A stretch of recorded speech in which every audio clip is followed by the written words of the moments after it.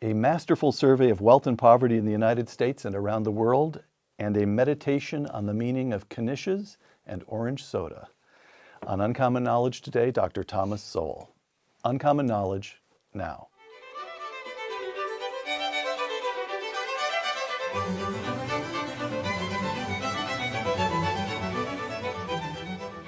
Welcome to Uncommon Knowledge. I'm Peter Robinson.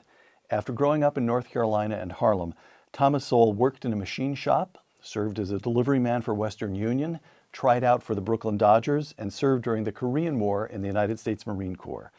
After his discharge, Dr. Sowell received his undergraduate degree from Harvard, his master's from Columbia, and his doctorate from the University of Chicago. Dr. Sowell has taught economics at institutions such as Cornell, UCLA, and Amherst. The author of more than a dozen books, Dr. Sowell has served since 1980 as a fellow at the Hoover Institution at Stanford. Dr. Sowell's latest publication, a new edition of his classic work, Wealth, Poverty, and Politics.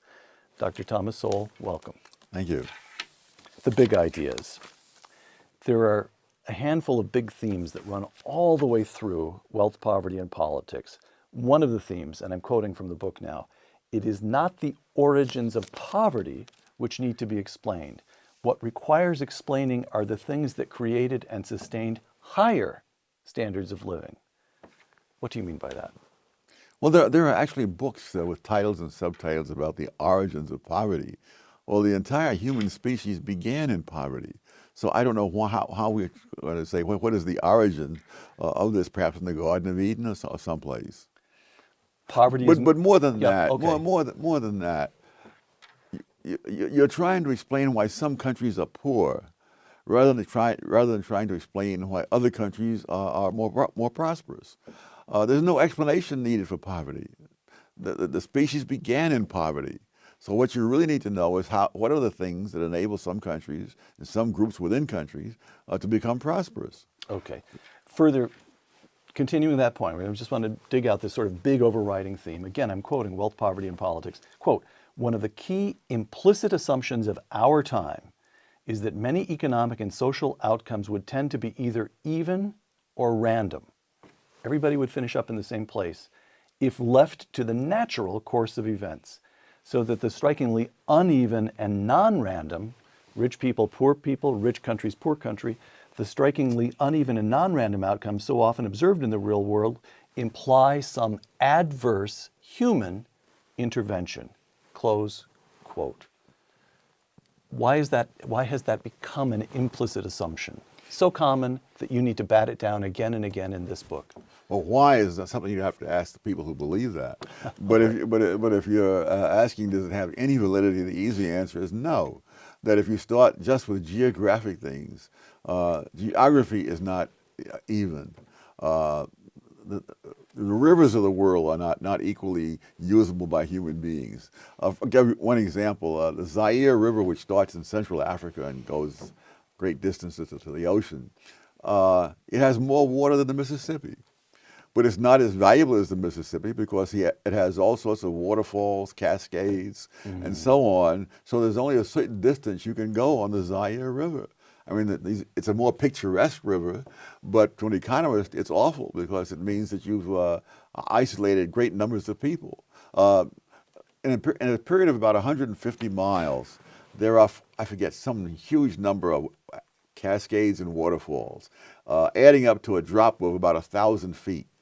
On the Mississippi, the riverbed goes down 4 inches per mile. Those are different rivers, Right. but everything is different. The ground is different, the air is different, everything. Okay. Again, I'm quoting, continuing on this theme, the implicit assumption of evenness or randomness of outcomes in the absence of human interventions has been enough to turn a search for causation into a search for blame. Where do you find that? Well, if all the background conditions are such as would lead to equality of outcomes, Right. and you find great inequalities, then somebody must have messed with it. Right. But as economic historian David Landy said, the world has never been a level playing field.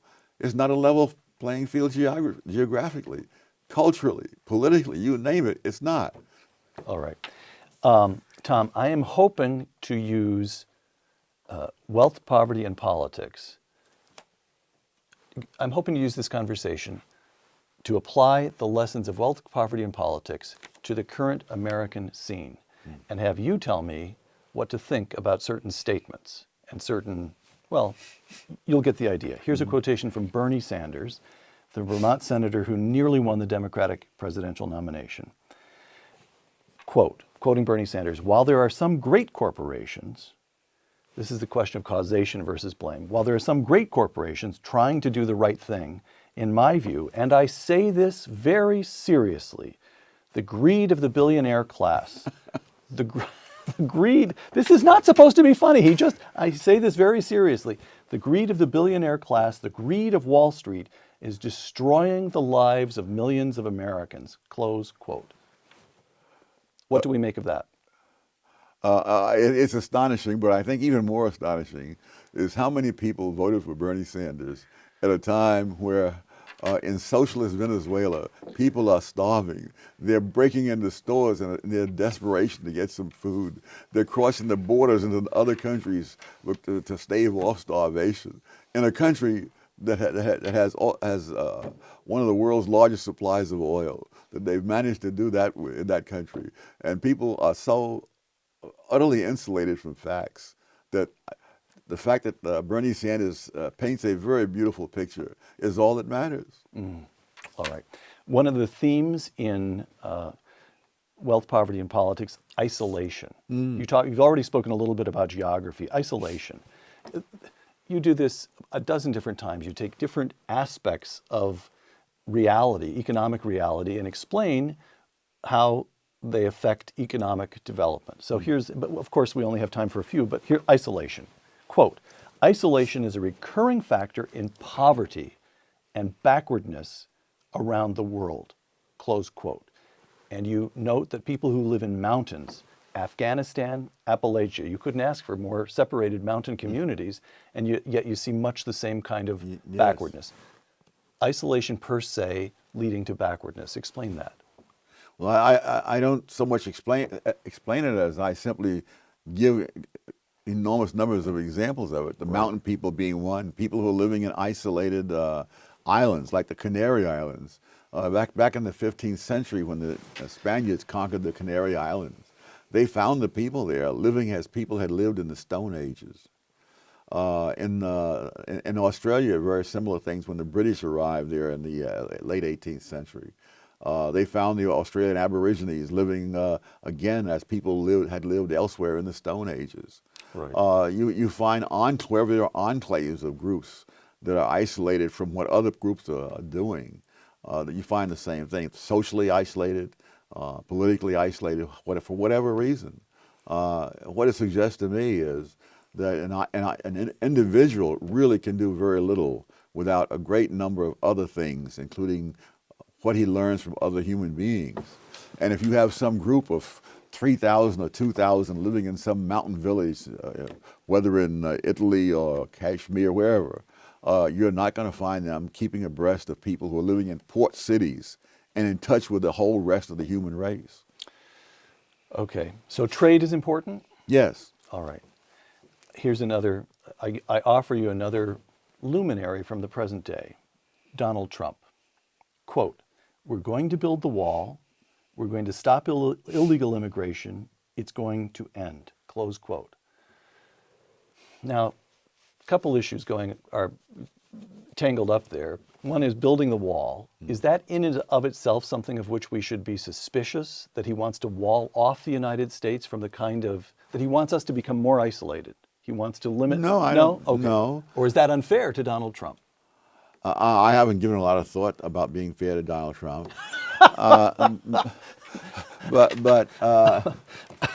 No, if we're in touch with 99% of the human race, the fact that we're not in touch with a handful of people relative to the world's population who are trying to come across the southern border doesn't make us isolated. Okay.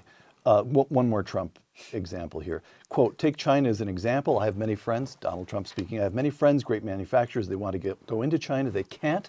China won't let them. China dumps everything that they have over here. We can't get into China. We talk about free trade. It's not free trade. It's stupid trade. Close quote. What do we make of that? Well, this is an argument that's been made for a number of centuries and refuted long ago, that if other people will not, quote, be fair in their trade with you, the question is, what is your best line of defense? And the best line is to pay no attention to them and engage in free trade, and you'll come out better than if you start a world trade war. You know, there was a world trade war started back in 1930 because people said, look, we have unemployment, we'll get it cured because we'll make the stuff here and that'll create jobs. People don't seem to think beyond the first stage. Yes, you set off a trade war in which international trade contracted all around the world. Throughout the Great Depression of the 1930s, we had a trade surplus. That shows what a trade surplus will do for you. Okay. Another theme that you discuss in Wealth, Poverty, and Politics, inequality. Quote, once we put production at the center of our attention, our surprise at extremes of income and wealth, rich people, rich countries, poor countries, our surprise at extremes of income and wealth might suggest the question whether there are comparable extremes in the production of wealth and whether these two extremes may have something to do with each other. Setting the possession of wealth aside to focus on the production of wealth. And that is intellectually more fruitful if you really want to know why some people are poor and some people are rich. That's the argument. Absolutely. One of the painful things, I came from an earlier era when we were taught, that the reason we have electric lights is because of Thomas Edison.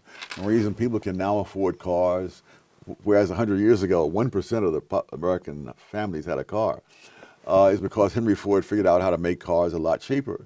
And various other things, we understood that. You never hear that these days. All you hear is that somebody is rich somehow, that for some reason, like it dropped out of the sky or something. And it's true, Bill Gates has more money than I guess some countries. But of course, he created more than some countries. But at the very least, you can ask the question. And you can find out maybe that wasn't true of others, maybe it wasn't true. Yeah. But the fact is, that question is kept off the table in most discussions now. They act as if somehow this guy has all this money, and as if it's almost as if you're implicitly assuming a fixed amount of wealth in the world. And if he has more, somebody else must have less. And so you're being quite dispassionate at the moment, but that actually makes you angry because all kinds of people, including students at pretty fancy institutions, but also poor people in this country and elsewhere, are being told, consider the political question. Consider means of, look, rich people, they must in some way be to blame. For goodness sake, over half of 18 to 25-year-olds said they supported Bernie Sanders. A majority of the youngest voting cohort in this country supported a man who calls himself a socialist. And your view is, at a minimum, that's going to cost them time. They're wasting time. What they need to understand, you need to understand what are the habits that lead to production. Correct? Yes. The question is, why is there wealth in the first place before we get into the question of how it's distributed? Because if there's no wealth, there's nothing to distribute. Okay. All right. Another of our present-day luminaries, Hillary Clinton, quote, now, Tom, I haven't even given you the quotation yet. But I'm just thinking of Hillary Clinton as a luminary. All right. Quote, economists have documented how the share of income and wealth going to those at the very top has risen sharply over the last generation. Some are calling it a throwback to the Gilded Age of the robber barons. As Secretary of State, Hillary Clinton, I saw the way extreme inequality has corrupted other societies, hobbled growth, and left entire generations alienated and unmoored. That's what happens when your only policy prescription is to cut taxes for the wealthy. Close quote. Now, she says that inequality is dangerous in and of itself. You have too much of it, and you're going to alienate generations, corrupt societies, hobble growth. Purely as a matter of analysis, is that correct? Do we have evidence that inequality in and of itself dampens economic growth? No. I'd be very interested if she has any. I saw her make the same kind of statement using the 1920s as an example. That was another gilded age. The 1920s was among the most prosperous, high growth decades in the history of the United States. I was thinking on the way over here about someone criticizing President Reagan, and they were saying that when the stock market crashed in 1987, Reagan did absolutely nothing. And they're saying he should be like Franklin D. Roosevelt and seize control and so forth. Instead, he's acting like Calvin Coolidge. And I thought, under Calvin Coolidge, unemployment ranged from a high of 4.2% to a low of 1.8%. Under Franklin D. Roosevelt, it was over 20% for dozens of years consecutively. So we live in an age where rhetoric prevails, and no one cares about the facts. All right. Get ready for this one. Economist Paul Krugman. I'm sitting down. Go ahead. All right. Income equality is bad for democracy. I'm going to take another run at you with this one. Income equality is bad for democracy. The ugliness of our politics is tied to the inequality of income. The people who have the most influence are not interested in having good public services because they don't use them. You just get a bad society, close quote. So you don't buy any of that. You don't buy this notion that the elite in this country, the top 1%, the ones who have somehow disconnected, they don't live like ordinary people. Therefore they just don't care about. They don't care whether the government is effective for ordinary people. Oh my goodness, it's hard even to know where to start.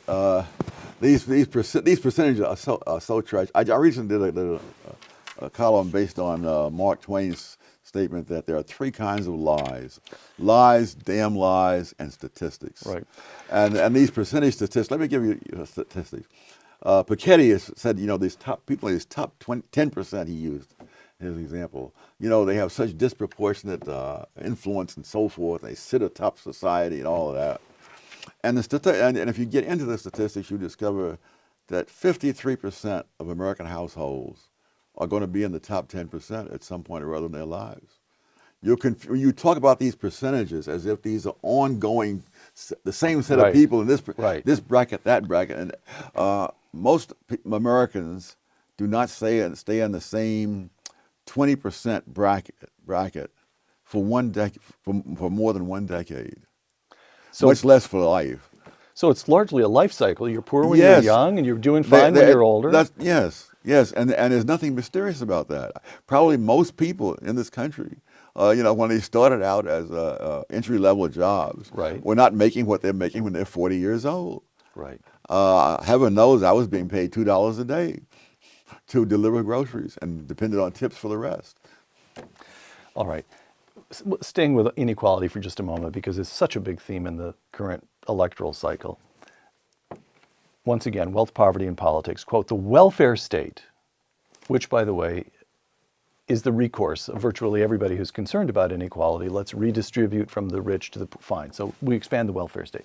And you argue, quote, the welfare state reduces the incentives to develop human capital, and receiving the products of other people's human capital, that is getting money from the rich if you're poor, is by no means as fundamental as developing one's own human capital, close quote. What is human capital, and why does the welfare state suppress the incentives to develop it? Well, human capital is the ability to create the material things that constitute wealth. People have been puzzled by the fact for a long time that after a major war with huge destruction, once peace is restored, the economy gets restored often in a very few years. I think Western Europe after World War II, everything that was there was bombed, and they wonder why. How can that be? And John Stuart Mill explained this back in the middle of the 19th century, that the material things are going to be used up and wear out, whether there's a war or not. And so it's really the ability to reproduce, to operate those things, to maintain them, and then reproduce them was necessary. That's the real wealth. And so when you destroy the physical wealth, you really haven't done as much as if you destroy the the human capital. A classic example, in the 1970s, Uganda decided that the Gujaratis from India were just too wealthy and controlled too much of the economy. And they sent them out and they wouldn't let them take their wealth with them. And so the Gujaratis arrived mostly in England, destitute. And the Ugandan government has taken over all this material stuff. You know, over a period of a relatively few years, the Gujaratis were prosperous in England and the Ugandan economy collapsed because they didn't have people who could do what the Gujaratis were doing. And so they no longer had the same production. It's also one of the problems with trying to finance things by confiscating the wealth of the wealthy. All you can confiscate is the material wealth. You cannot confiscate the human capital. So the true wealth, the enduring wealth, the wealth that leads to wealth in the material world is between people's ears. Absolutely. And why does the welfare state suppress incentives for poor people to develop their human capital? Of course, you can live off what other people have produced. And it's not just the welfare state. It's true among nations. Spain, for example, during its heyday in the 16th, 17th century, it received gold and silver literally by the ton, something like 200 tons of gold. If you can imagine, gold is normally measured in ounces. So they get 200 tons of it from the Western Hemisphere colonies. They get, I think, some 1,800 or something, 1,000 ounces of silver. And so Spain didn't have to develop its human capital, and it didn't. It bought whatever it wanted because it had all of this. But when all of that money was spent and the colonies broke free and so on, Spain had nothing. And so Spain is today one of the poorest countries in Western Europe. And that's just what the Saudis are afraid of right now. And that's happening in Saudi Arabia. It's already happening in Saudi Arabia. Here, nature has given out to Saudi Arabia all this wealth. Great. The elite don't have to work. They live in have fabulous wealth. The ordinary Saudi doesn't have to do very much because the government subsidizes his housing, it subsidizes all kinds of things. And so over half the people in Saudi Arabia are foreigners who are in the Saudi workforce. And so they don't have to develop any human capital. If you go back some centuries earlier, when the Middle East was really one of the most advanced parts of the world, they hadn't yet discovered uses for petroleum. And so they had to work for everything, and they worked for it, and that was the period where we get the Great Scholarship. That's right. That's right. Because they're okay, all right. Another another theme in wealth, poverty, and politics, which is a theme in the wider world, Black lives. Quoting Wealth, Poverty, and Politics, quote, "Those who have promoted the prevailing social vision in which lags, gaps, or disparities to the detriment of black people are the fault of white people are trapped in the corollary that these lags, gaps, or disparities should disappear once those other people are constrained by civil rights and policies, civil rights laws and policies. But nothing of the sort has happened. White people bind themselves to behave better by passing civil rights laws, and black lives should improve. But nothing of the sort has happened, you argue." In material terms, there has been some improvement, but that improvement began long before the civil rights laws were passed. From 1940 to 1960. 1940, 87% of black families in the United States were in poverty. 87%. 87. 1960, it's 47. So there's a decline of 40 percentage points in that 20-year period. In a generation and a half. Yeah, say, and this is before the welfare state comes in under Lyndon Johnson in the form of the war on poverty, the civil rights laws, and so forth. Now, over the next 20 years, from 60 to 80, the rate of poverty among black families goes down an additional 18%, which is fine, but it's the continuation of a pre-existing trend at a slightly lower rate. So it's not, and yet it's credited in the media and even in academia, it's credited usually to the civil rights laws and to the Johnson war on poverty. But of course, this was just a continuation of the previous trend. What really turned bad were the social degeneration that occurred over that period. I could go on for days about the social degeneration, but let me give you just one quick example. When I grew up in Harlem in the 40s and 50s, I never heard a gunshot. Now, I'm sure someone fired a gun somewhere in Harlem, but it was not such a pervasive thing that you had to hear it. I have relatives in Washington. I asked them the same question. People in my generation. Growing up in Washington, D.C. Yes, and low-income black neighborhoods. Did you ever hear a gunshot when you were growing up? And the answer was no. I have relatives in North Carolina. I asked the same question. No. And now, people in housing projects especially, they put kids, some of them, to bed in bathtubs so that they won't be hit by stray bullets in the night. That's the homicide rate in the years that I was growing up. And I was really quite lucky as I went through the research I discovered, being in the right place at the right time. The homicide victimization rate among black males in the decade of the 1940s declined by 18%. From 1950 to 1960, it declined another 22%. And then in the 1960s, when all these wonderful new ideas in the criminal justice system came in, all of that reversed, and it shot up 89% in one decade, wiping out all the progress of the two preceding decades. And you could run through a great number of other things. The children raised without two parents present, that was about 22% in 1960. One generation later, it was 67%, and it's gone up a little since then as well. And now the rate among whites is higher than it was among blacks in 1960. Right. So if you look at what actually happens in the wake of these wonderful sounding policies, you see disaster after disaster. All right. So, very important question. Are the wonderful sounding policies simply irrelevant, beside the point, or do they actually play a role in these social pathologies? It would be an incredible coincidence. But you see, and in fact, and I go into this in more detail in this second edition in the book. You see exactly the same pattern in Britain, and all the things that are, in fact, right down to riots in London, Manchester, and other cities, which read just like riots in Ferguson and Baltimore. And the things like race is not an issue because most of those people are white who are doing all of these things, right down to setting fire to police cars. So you see the same policies are brought in. And another thing that's very similar, and this gets into human capital again. People are saying, poor people can't rise in America anymore. And the data that they use leave out immigrants. Immigrants come here with little more than the clothes on their back.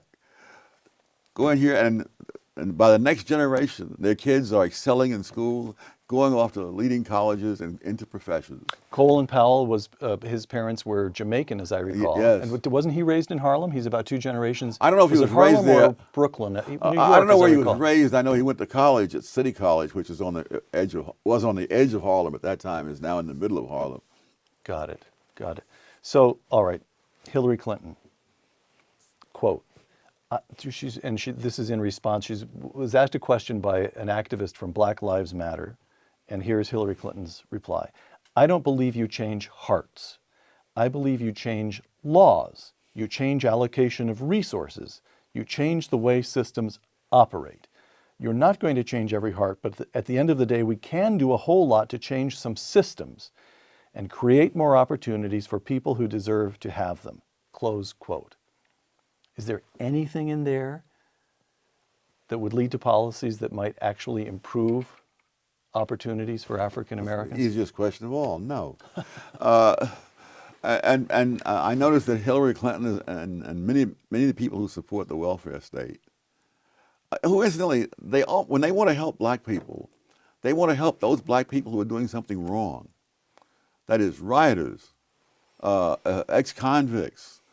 They want to stop the schools from disciplining black kids, males who misbehave in school.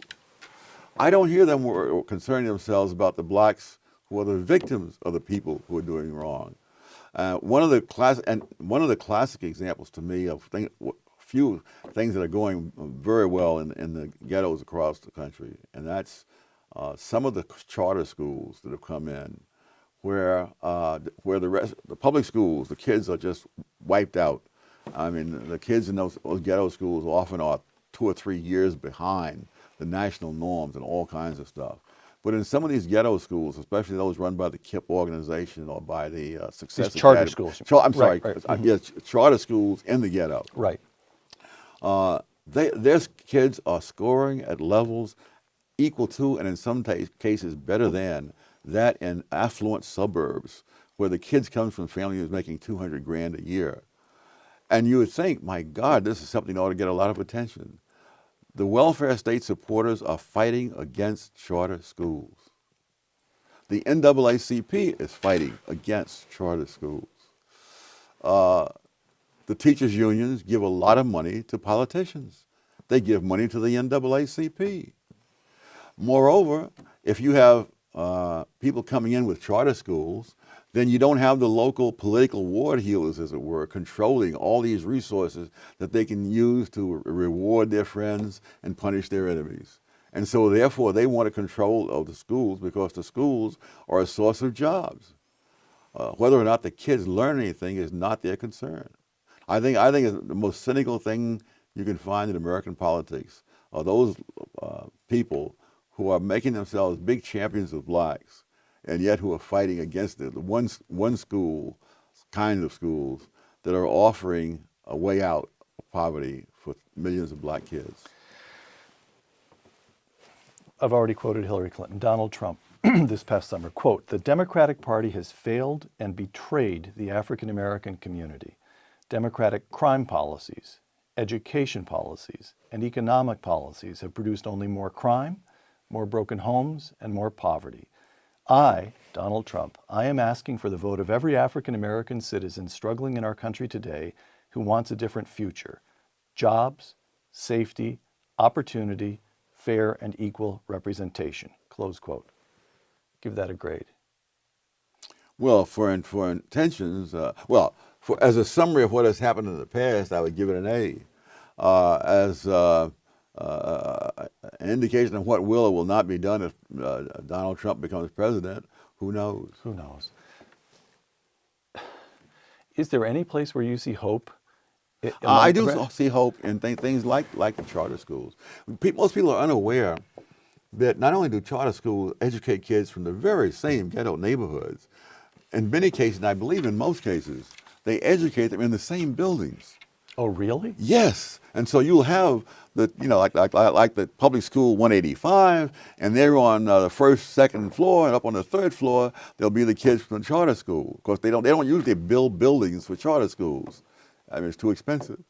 And the kids on the first three floors, are scoring down below the 10th percentile, and the kids in the third floor are scoring above the 80th and sometimes 90th percentile, and they're in the very same building. And they were not chosen by skimming the cream. They were chosen by lottery. Okay.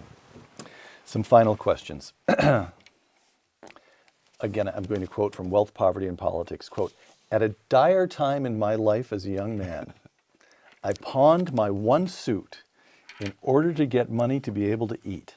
After emerging from a pawn shop on the Lower East Side of New York, which was a predominantly Jewish neighborhood at the time, I went into a nearby eating place and ordered a knish and an orange soda.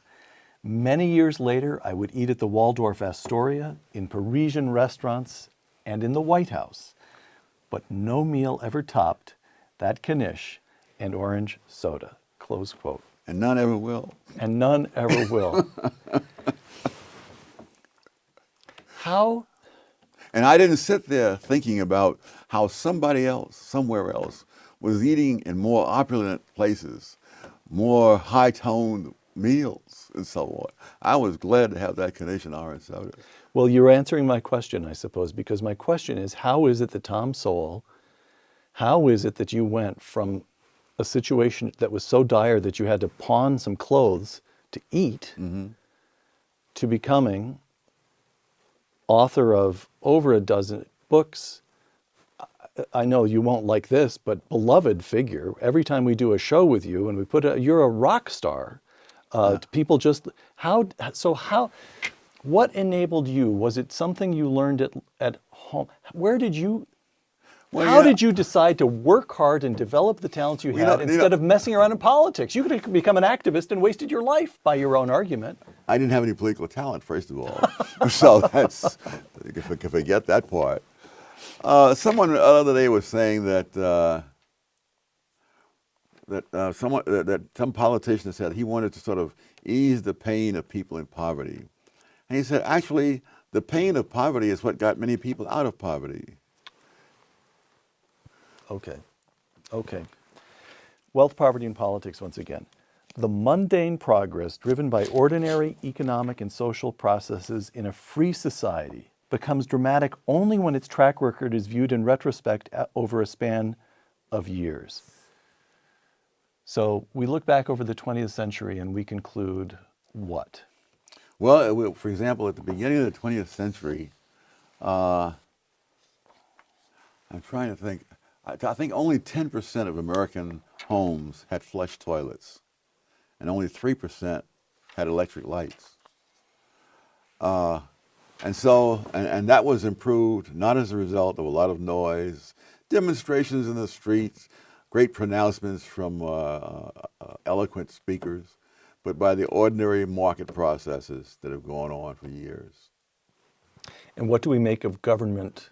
What do we make overall of government attempts to boost economic growth, get people out of poverty, promote education, if you look at the whole sweep of the 20th century? Good heavens. Well, let me give just one example, the Federal Reserve System.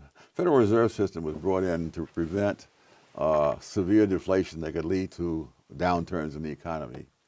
For the first 150 years of this country, the federal government did absolutely nothing when there was a downturn in the economy.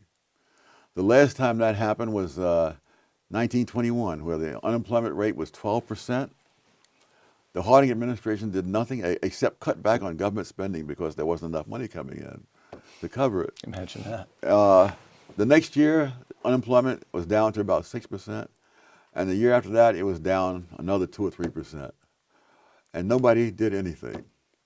Reagan in '87 would be another one. The one-day record for the drop in the stock market that was set in 1929 was broken in 1987. The reason we don't remember it is that Reagan did nothing, and the economy recovered. Fast, as I recall. Yes. People talk about how the government has to intervene because you had, 25% unemployment during the Great Depression.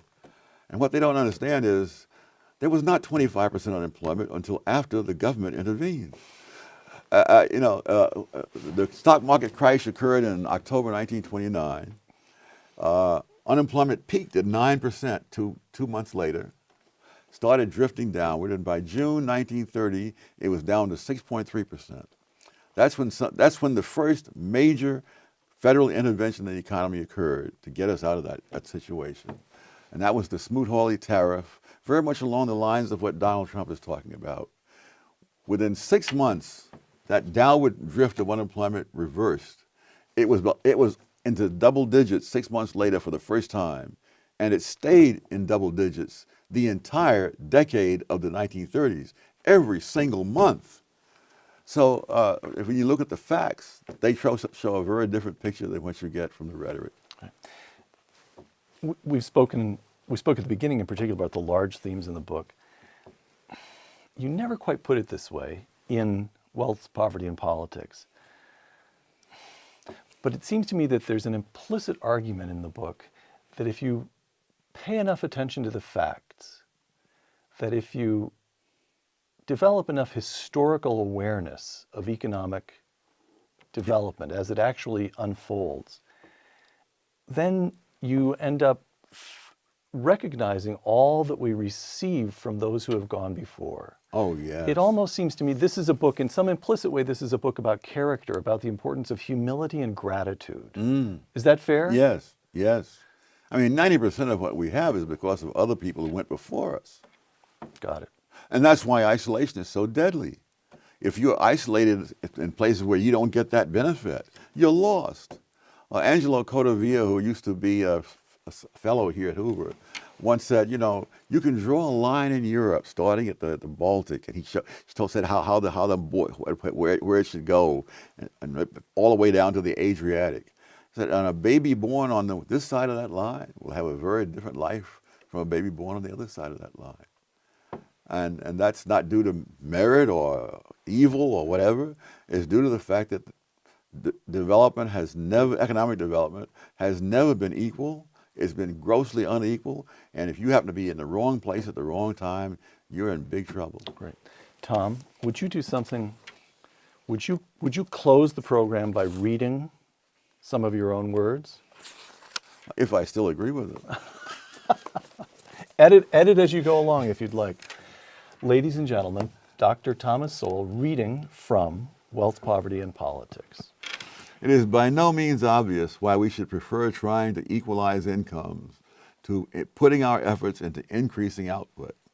People in general, and the poor in particular, seem to vote with their feet by moving to where there is greater prosperity rather than where there is greater economic equality. Rising standards of living, especially for those at the bottom economically, have resulted not so much from changing the relative sizes of different slices of the economic pie, as from increasing the size of the pie itself, which has largely been accomplished without requiring heady rhetoric, fierce emotions, or bloodshed. Does it not matter if the hungry are fed, if slums are replaced by decent and air-conditioned housing, if infant mortality rates are reduced to less than 1/10 of what they were before? Are invidious gaps and disparities all that matter? In a world where we are all beneficiaries of enormous windfall gains that our forebears never had, are we to tear the society that created all this apart because some people's windfall gains are greater or less than some other people's windfall gains? Dr. Thomas Sowell, author of Wealth, Poverty, and Politics, thank you. Thank you. For Uncommon Knowledge and the Hoover Institution, I'm Peter Robinson.